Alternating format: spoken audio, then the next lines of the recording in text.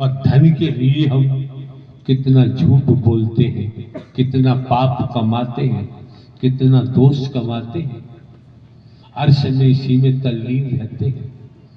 हकीकत, वास्तविकता, सत्यता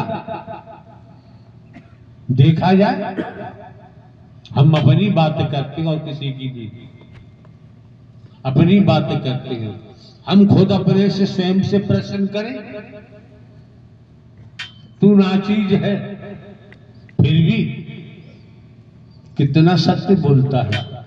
तो बुजुर्गों ने कहा है, वेदों में भी आया होगा, सांच बराबर तप नहीं है, झूठ बराबर पाप।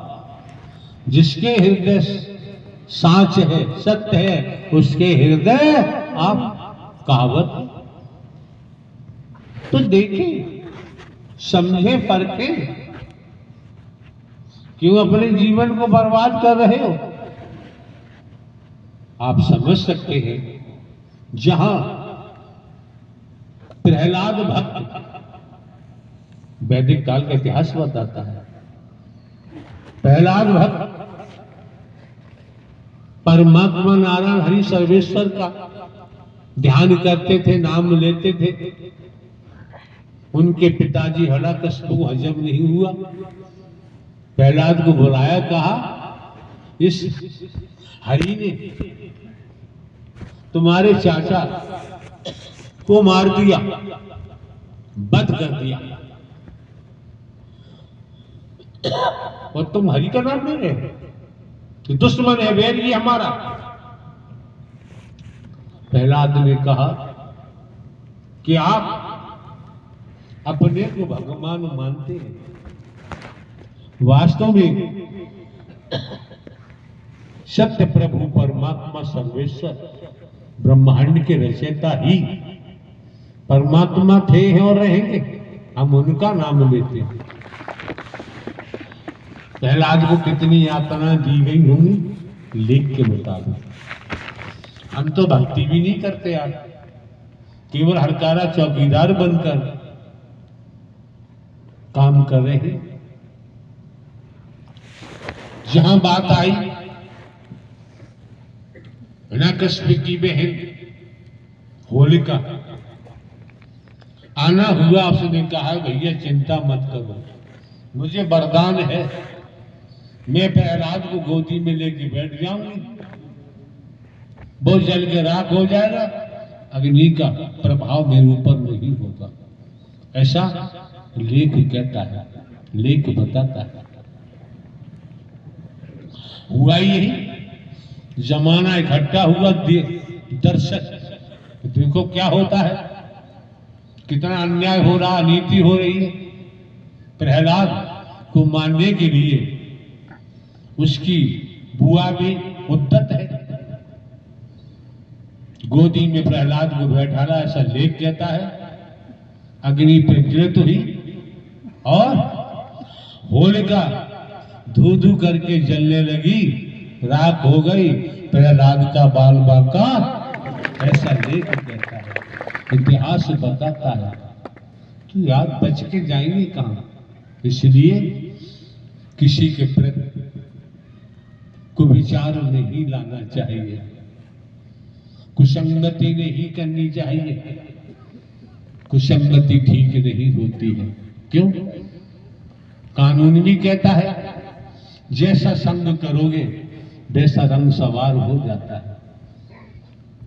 हमारे पास तो करोड़ों करोड़ों की संख्या आती है, आप ही बताओ कोई पंडाल के बाद हमारी किसी से कोई चर्चा नहीं होती, कोई मतलब ही नहीं।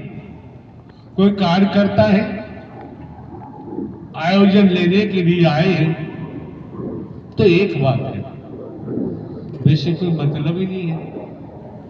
सारी लीलाएं नारायण हरि परमात्मा की आपके मध्य पंडाल में हो जाती है, फिर और कोई काम की जरूरत शेष बचती ही नहीं।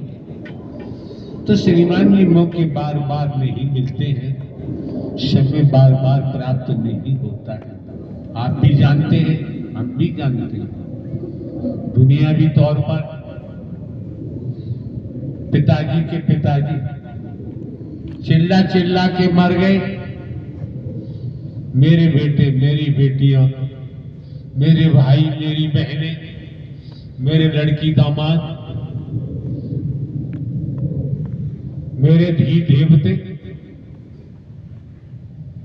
मेरे कोठी बंगले, मेरी जमीन जायदाद, मेरे कल कारखाने, मेरे बैंक अकाउंट मर गए। एक कतरा भी साथ नहीं गया। जिन्हें अपना मानते थे उन्होंने ले जाकर शमशान में होली की तरह जला के राख कर दिया, कुछ भी शेष नहीं बचा।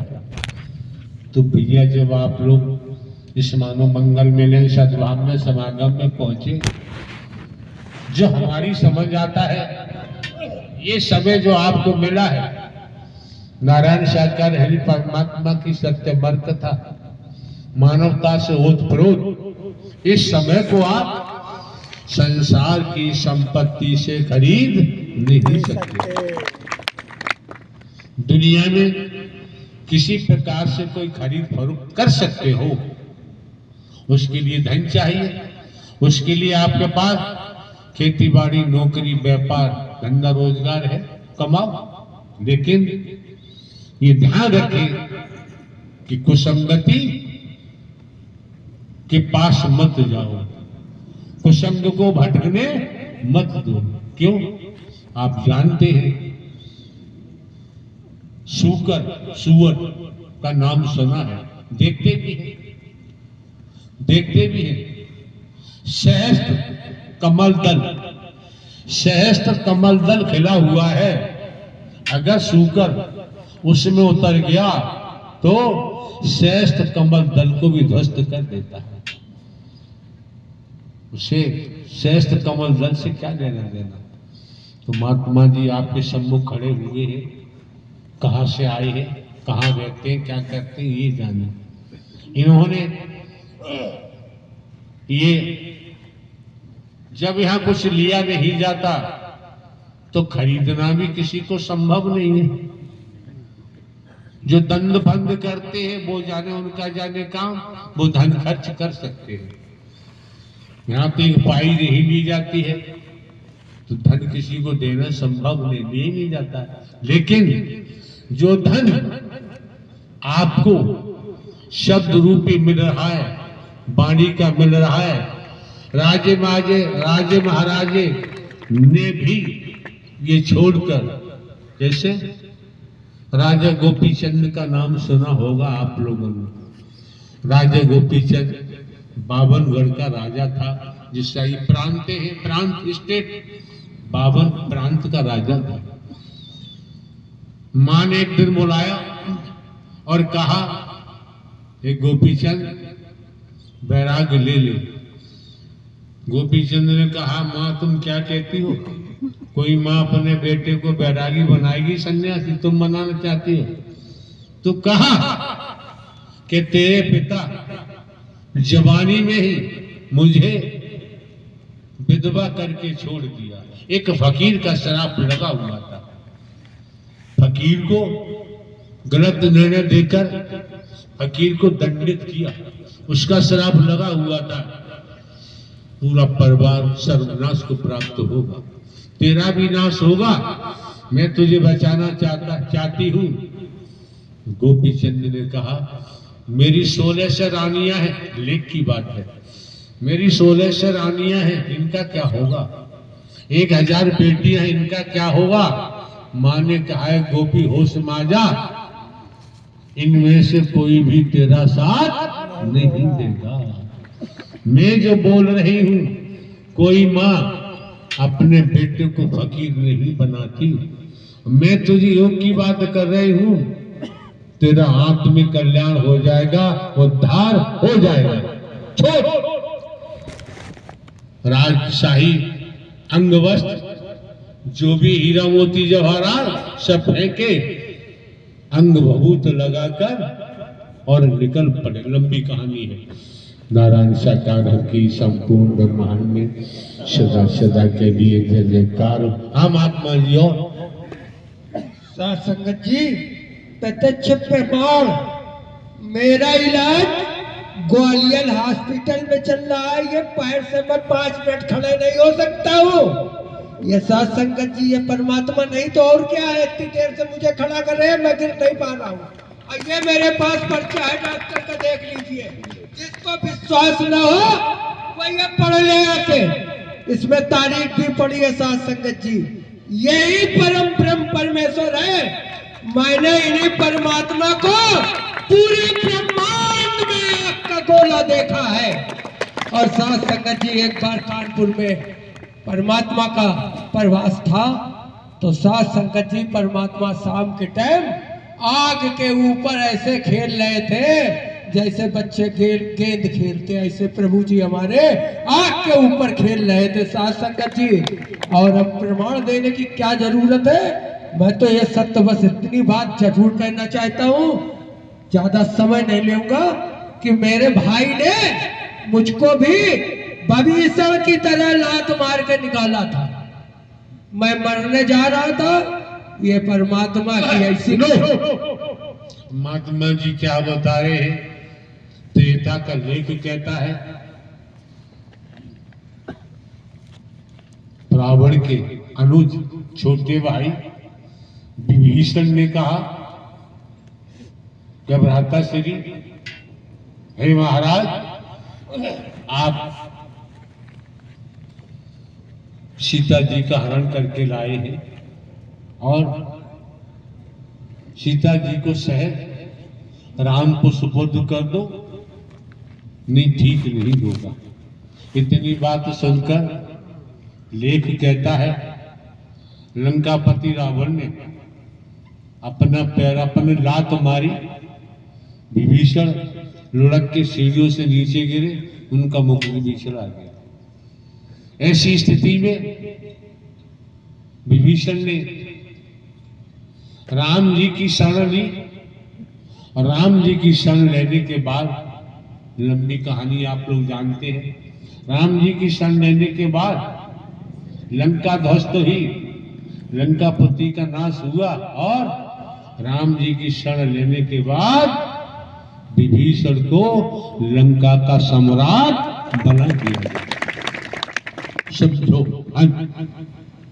साथ संगत जी, उसी प्रकार मैं मरने जा रहा था, मेरे भाई ने मुझे सब कुछ, मेरे धन दौलत व्यापार का सब कुछ छीन लिया और अपने नाम करा लिया, फर्म भी अपने नाम करा ली, और उसको एक सुई भी नहीं दी। माता पिता का सारा जेवर जट्टा बर्तन सब लेके भाग गया।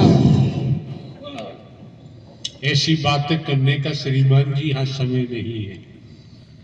इन बातों को करने के लिए प्राइमरी कक्षा चाहिए, ये प्राइमरी कक्षा नहीं है, इसलिए इन बातों का जिक्र न करें तो बेहतर होगा।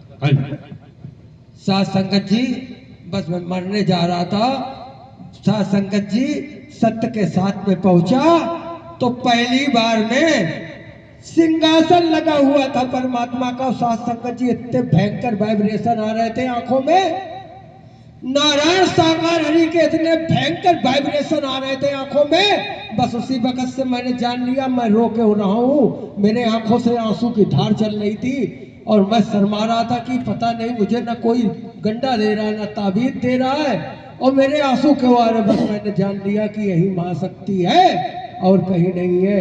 साथ संगत जी, उसके बाद से तो परमात्मा ने वारे न्यारे कर दिए। साथ संगत जी, वारे न्यारे कर दिए।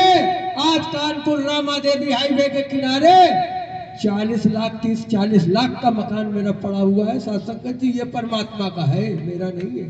जो अगर भूल जाओ, नारायण साकार की संपूर्ण ब्रह्मांड में सदा सदा के लिए जय जयकार हो। जो सार था दोषा का, व्यवस्था नहीं दिखाई दे रही, सब कुछ इधर उधर बिखरा हुआ दिखाई दे रहा था, और आयोजन चल रहा है हम भी यहाँ रुके हुए, आयोजन नहीं होगा तो यहाँ भी रुकना संभव नहीं। आप समझ सकते हैं